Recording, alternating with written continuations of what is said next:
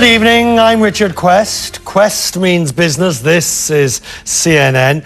The world's top finance chiefs are in Istanbul and they're talking about how to handle the recovery following the recession. The very real effects of the crisis are being felt. On this programme, you'll know we're putting a human face to global recession. And to that end, we continue to follow the journey of two men as they search for work.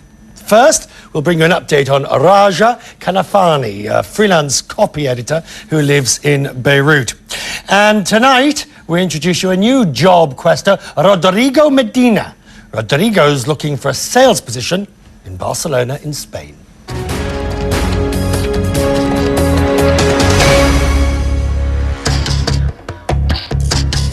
Last week on Job Quest. Every one of these is either a collection notice or some sort of notice about payment that is due, payment that's past due. They call and call and call. I finally had to have my phone number changed for that reason because of so many calls. Getting by is really tough in Beirut. Day-to-day expenses are quite high, whether for gas, telecommunication, transportation. It's not cheap in Beirut. Show you a small selection of black and white, and I do color as well, but it's 90% black and white, 10% color. It was nice meeting you. Very nice meeting you. So we're looking. The last job that I had was for an American multinational in the cosmetic sector. Beirut and Barcelona, part of our job quest. On Wall Street, the Dow Industrials are looking to close out a second straight session of triple-digit gains. We'll go live to New York, to the stock exchange. We'll be there with Susan Lasovich when Quest Means Business returns in a moment.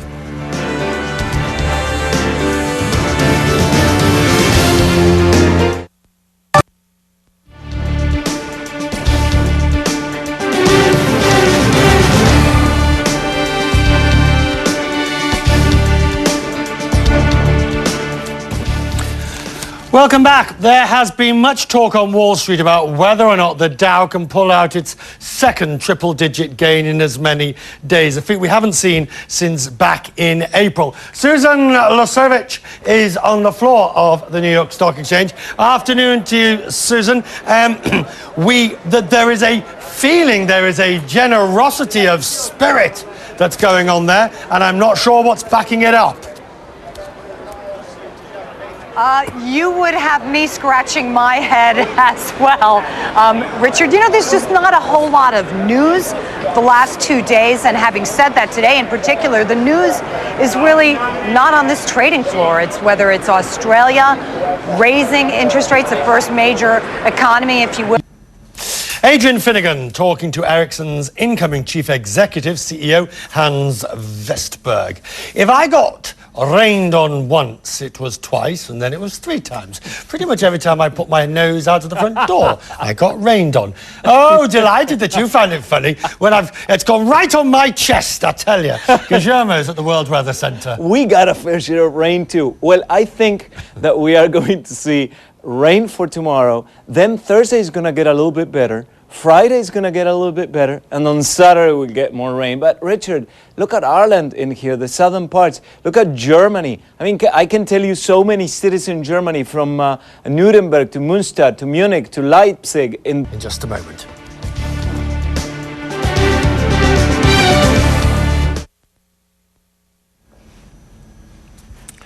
And a quick look at the closing markets before we have a profitable thought. The Dow Jones Industrial tonight could be the second day of double-digit gains, up 106 points, 1%, 97.05 on the Dow. A strong performance on equities on both sides of the Atlantic. Take it away. Tonight's profitable moment. Gold has hit the record high of $1,040 an ounce.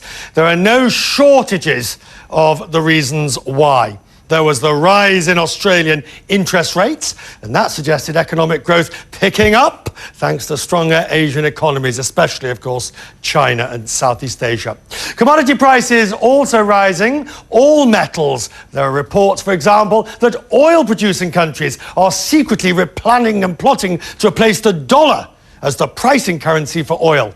Now, they've denied it, and whether or not it happens isn't really the case. The mere whiff was enough to boost the price of gold. Gold, it seems, for the gold bugs, the high price reaffirms their messianic love of the precious metal. Even though no one can really come up with a single strong reason why, except it is a good hedge, a good investment in uncertain times. And yes, these times really are uncertain. There are still large deficits, and that old worry, inflation, is still with us. In other words, it's a worry. And that's Quest Means Business. I'm Richard Quest. Whatever you're up to in the hours ahead, I do hope it's profitable. Christian Amanpour is next, after the headlines from the iDesk.